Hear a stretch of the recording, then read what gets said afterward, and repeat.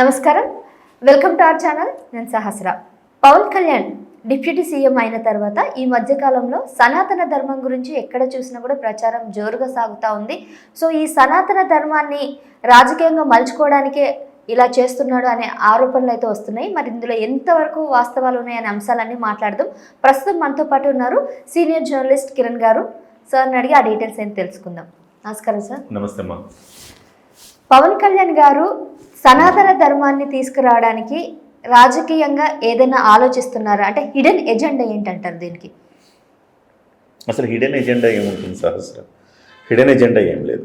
ఆయన రోజు పాటించే ధర్మం అంతే. అది సనాతన ధర్మం అంటే ఆయన ఇవాళ కొత్తగా చాలామంది అనుకుంటున్నారు సనాతన ధర్మం అంటే ఆయన ఇవాళ రాజకీయ ఎజెండాతో సనాతన ధర్మ అంశాన్ని లేవనెత్తారని.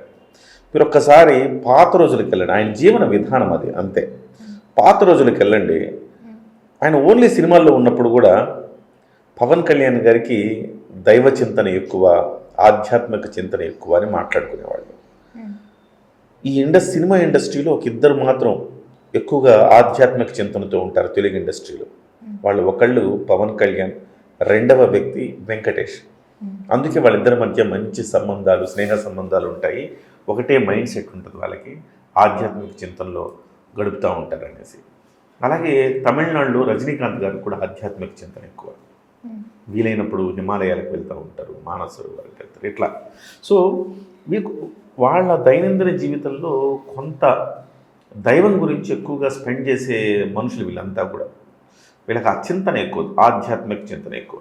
మనం పవన్ కళ్యాణ్ గారిని మనం దగ్గరగా చూడలేదు కాబట్టి, ఆయన సినిమా జీవితంలో ఉన్నప్పుడు మనం దగ్గరగా ఆయనతో ఇప్పుడు ఆయన రోజువారీ జీవితంలో మనకు కనపడేవాడు కాదు కాబట్టి మనకు తెలియదు. ఆయన ఫామ్ హౌస్కి వెళ్ళిపోతాడు, ఫామ్ హౌస్లో ఉండిపోతాడు.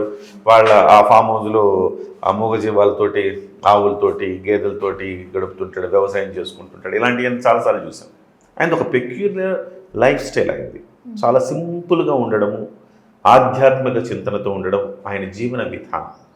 ఆ విధానం ఇప్పుడు ఎందుకు రాజకీయంగా చర్చనీయాంశమైందంటే ఇవాళ దాని గురించి ఆయన మాట్లాడుతున్నాడు కాబట్టి. అంటే గతంలో కూడా ఎప్పుడైనా ఆయన సమావేశాల్లో కూడా కులము లేదు, మతము లేదు అన్న మాటలు బాగా చూస్తూ ఉన్నాము. అసలు ఎక్కడ కూడా హిందూ ధర్మాన్ని ఎక్కడ కూడా మాట్లాడలేదు, అన్నికి సమానంగానే చూశారు. సో ఆ వీడియోలని ఈ వీడియోలను కంపేర్ చేసుకుంటూ అప్పుడు అలా ఉన్న వ్యక్తి ఇప్పుడు ఇలా మాట్లాడుతున్నాడు. డిప్యూటీ సీఎం అయిన తర్వాతనే అనే కులము లేదు, మతము లేదంటే కులాలకు అతీతంగా రాజకీయాలను చూడండి అంటాడు ఆయన. మతాలకు అతీతంగా రాజకీయాలను చూడండి అంటాడు. మంచి వాళ్ళు ఎవరో గుర్తించి వాళ్ళకి ఓటేయండి అంటాడు. గతంలో అన్నాడు, ఇప్పుడు అన్నాడు. 2024 క్యాంపెయిన్లో మీరు వినే ఉంటారు కదా. 2024 క్యాంపెయిన్లో ఏమన్నాడు? కులాలు చూడకండి, మీ కులాన్ని మీరు ప్రేమించుకోండి, కానీ రాజకీయాల్లోకి వచ్చిన తర్వాత మా కులపోడని ఓటేయద్దు, మంచోడికి ఓటేయండి. ఎన్టీఆర్ అభిమానులు ఉండొచ్చు, ప్రభాస్ అభిమానులు ఉండొచ్చు, మీరు అభిమానించవచ్చు, ఎవరైనా అభిమానించవచ్చు, నాకంటే గొప్ప హీరోలు వాళ్ళు. కానీ ఓటేసేటప్పుడు మాత్రం మంచి వ్యక్తిని ఎన్నుకుని ఓటేయండి. ఇక్కడ ఒక హీరో అభిమానులు ఆ హీరోకు సంబంధించిన వాళ్ళకో లేకపోతే ఆ హీరో సంబంధించిన కులానికో కాకుండా మీరు ఒక మంచి వాళ్ళకు ఓటేయండి అని చెప్పు. ఆయన అదే పంద ఆ రోజు నుంచి ఇవాళ వరకు ఉంది. కాకపోతే సోషల్ మీడియాలో ఏముందంటే సహస్ర అన్న కంటెక్స్ట్ చాలా పెద్దది ఉంటుంది. దాంట్లో ఒక బిట్ తీసుకొచ్చి కట్ చేసి దాన్ని మళ్ళీ ఇంకో దాంట్లో నుంచి ఒక బిట్ తీసుకొచ్చి కట్ చేసి రెండింటిని అప్పుడు అలా ఇప్పుడు ఇలా అని అనుకుంటాం. ఇది జరుగుతూ ఉంటుంది. ఓవరాల్గా మనం ఆయన చెప్పిన భావాన్ని మనం అర్థం చేసుకోవాలి, అంతే తప్ప ఆ చిన్న చిన్న బిట్లు చూస్తే నిజంగానే మరి ఆయన ఆ రోజు అలా మాట్లాడి ఈ రోజు ఇలా మాట్లాడారు.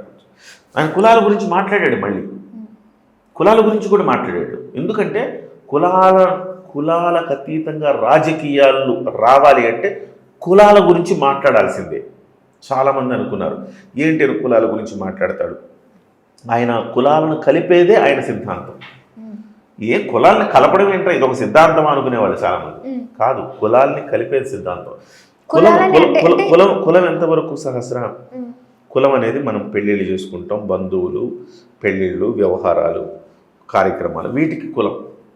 కానీ మనకు ఒక ఆరోగ్యం బాగాలేదు, మన కులపు డాక్టర్ దగ్గరికి వెళ్తాం, వెళ్ళాం కదా, మంచి డాక్టర్ దగ్గరికి వెళ్తాం. ఆయన అదే చెప్తాడు, మీరు కులాలన్నింటినీ కలపాలి. మీరందరూ మళ్ళీ రాజకీయాలకు వచ్చేటప్పటికి మీరందరూ ఒక్కటే, కులాలు చూడకండి. ఇక్కడ కులాలని కలిపి ఐక్యత సిద్ధాంతం అంటే అదే. మీరు రాజకీయాల్లోకి వచ్చేటప్పటికే ఒక మంచి రాజకీయ నాయకుడిని ఎన్నుకోండి. డాక్టర్ దగ్గర ఒక మంచి డాక్టర్ దగ్గరికి ఎట్లా వెళ్తామో రాజకీయాల్లో కూడా ఒక మంచి రాజకీయ నాయకుడిని ఎన్నుకోండి. మన కులపోడు కదా అని ఓట్లు వేయద్దు అని ఆయన చెప్తాడు. అది ఆయన చెప్పిన ఫార్ములా ఇప్పుడు సక్సెస్ అయింది కాబట్టి ఇవాళ అయ్యాడు. ఇకపోతే సనాతన ధర్మం గురించి వద్దాం. అంటే ఇప్పుడు బీజేపీ సనాతన ధర్మాన్ని ఆచరిస్తుంది. ఇప్పుడు ఈయన కూటమిలో ఉన్నారు.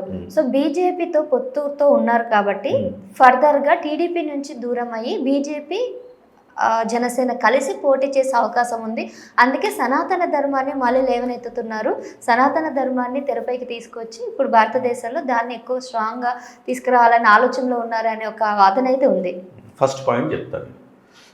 ఫస్ట్ పాయింట్ ఏంటంటే నువ్వు అడిగింది బీజేపీ జనసేన కలిసి పోటీ చేయాలి, తెలుగుదేశాన్ని వదిలేయాలి. ఇది ఫస్ట్ పాయింట్. దీనికి సంబంధించి మన ఊహాగానాలే తప్ప ఆయన అసెంబ్లీలో చెప్పాడు కదా 15 ఏళ్ల పాటు ఈ కూటమి ఉంటుందని. ఆయనే అంటున్నాడు 15 ఏళ్ల పాటు కూటమి, 10 ఏళ్ల పాటు చంద్రబాబు నాయుడే ముఖ్యమంత్రి అని చెప్పాడు ఆయన. నేను ముఖ్యమంత్రి అవుతారని కూడా చెప్పట్లా. 15 ఏళ్ల పాటు కూటమి అధికారంలో ఉంటుంది, కూటమిగానే ఉంటాం, కలిసే ఉంటామని చెప్తున్నాడు ఆయన. ఆయన చెప్పిన స్టేట్మెంట్నే మనం తీసుకోవాలి తప్ప మనం ఊహాగానాలు మనం అనుకుంటే ఎట్లా. రెండోది బీజేపీని ఏదో మనం ఆయన బీజేపీని కొంచెం ఆకట్టుకోవటానికో బీజేపీ తరహాలో ఉండటానికో ఈ సనాతన ధర్మాన్ని తెస్తున్నాడు కాదు. రాజకీయాలు ఎట్లా ఉంటాయంటే కుహనా లౌకికవాదులు ఎక్కువైపోయారు రాజకీయాల్లో. ఎవరంత గట్సీగా మాట్లాడుతున్నారు? ఒక కులం గురించో హిందువుల గురించో మాట్లాడేంత గట్స్ ఎవరికి ఉన్నాయి? ఎవరికి లేవు ఈ రోజుల్లో. బీజేపీ మాట్లాడితే బీజేపీకి విలువ కూడా లేదు. ఎందుకంటే బీజేపీ ఎప్పటి నుంచో రామ మందిరం అన్నది మనకు సాకారం చేసిందిలే అనుకోండి, అది వేరే విషయం. ఎప్పటి నుంచి వాడుతోంది? 3 దశాబ్దాల నుంచి వాడుతుంది ఆ కార్డు. సో బీజేపీ విషయానికి వచ్చినప్పటికీ బీజేపీ కొంచెం ఓట్ల కోసం మత రాజకీయాన్ని చేస్తున్న పేరు. పవన్ కళ్యాణ్ అట్లా కాదు. పవన్ కళ్యాణ్ ఏమంటున్నాడు? నేను అన్ని మతాలను ప్రేమిస్తా, నా మతాన్ని ఆరాధిస్తా, సో నా మతం జోలికి వచ్చినప్పుడు నేను మాట్లాడతా అంటున్నాడు. ఈ మతం గురించి మాట్లాడాలంటే ఓట్లు పోతాయన్న భయం కూడా ఉంటుంది చాలా పార్టీలకి. ఆ భయం లేకుండా మాట్లాడుతున్నాడు కదా. ఏమంటున్నాడు ఆయన? కుహనా లౌకికవాదం. కుహనా లౌకికవాదం అంటే ఎట్లా ఉంటుంది ఈ దేశంలో అంటే మైనారిటీల పక్షం నిజంగా వాళ్ళది తప్పున్నా కానీ మైనారిటీలను ఒక మాట అంటే వాళ్ళ ఓట్లు పోతాయేమో, మెజారిటీ అయితే ఏం కాదు లైట్ తీసుకుంటారు, హిందువులు మెజారిటీ ఉన్నారు ఏం కాదు ఏమన్నా కానీ నడుస్తుంది అనే ఒక తత్వం ఈ భారతదేశంలో నడుస్తుంది చాలా కాలం నుంచి.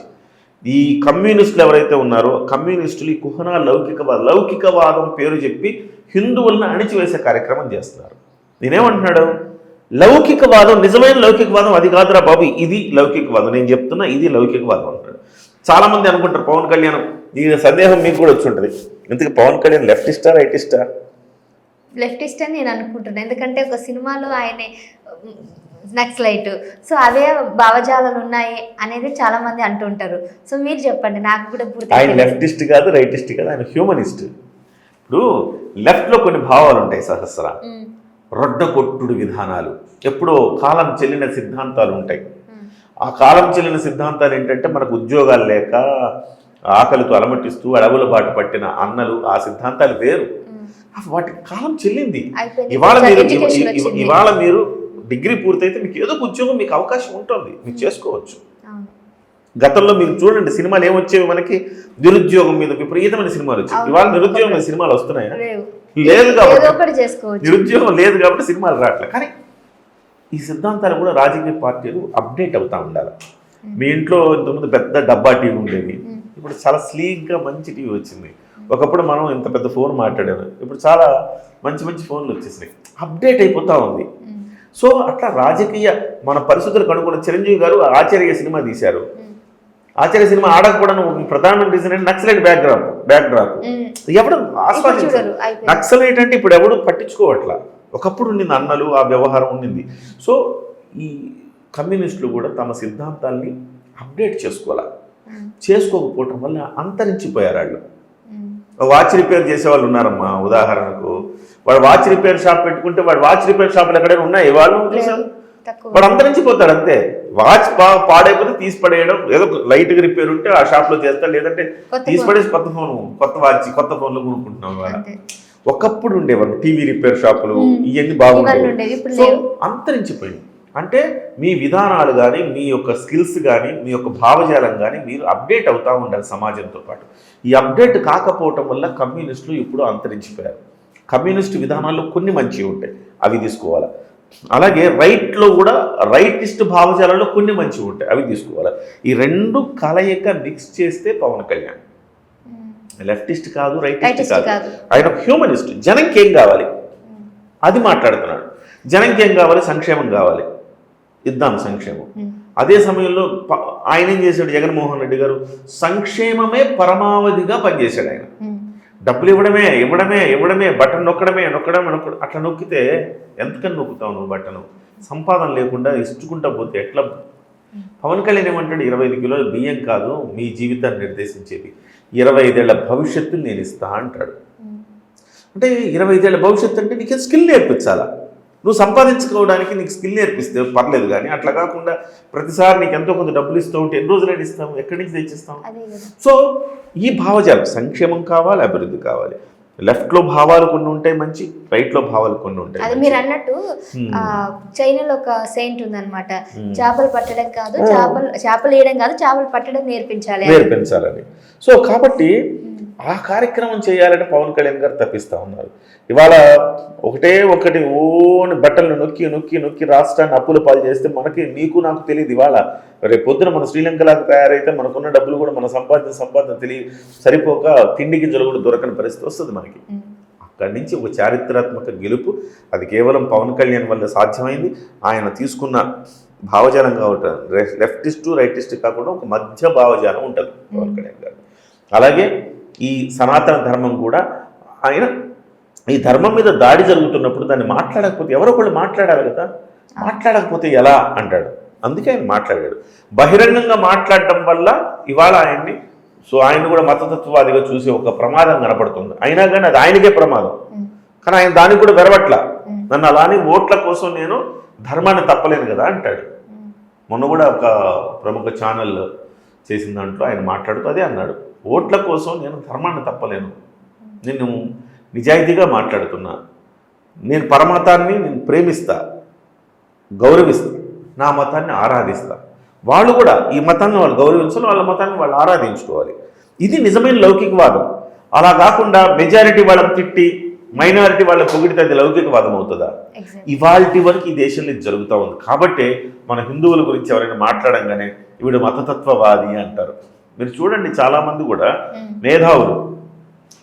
మేధావులు దళిత పక్షపాతంతోటో లేకపోతే మైనారిటీ పక్షపాతంతో మాట్లాడితే మేధావుల్ని అబ్బా ఎంత గొప్పగా మాట్లాడారా, ఎంత ఉదార స్వభావిరా అంటారు. అదే కనుక హిందువుల గురించి మాట్లాడితే మద్దతుగా మతతత్వవాదిరా అని వేస్తారు. ఇది మన సమాజంలో జరుగుతుంది. దానికి గట్సి పవన్ కళ్యాణ్ గారు దానికి కూడా వెరవకుండా తన ధర్మాన్ని కాపాడుకోవటం కోసం ఇవాళ ఆయన చేస్తున్న కృషి శ్లాఘనీయం అని చెప్పాలన్నమాట. రైట్, చూసారు కదండి సార్ చెప్పినట్టుగా పవన్ కళ్యాణ్ గారు అటు లెఫ్టిస్ట్ కాదు, ఇటు రైటిస్ట్ కాదు, అతను ఒక హ్యూమనిస్ట్.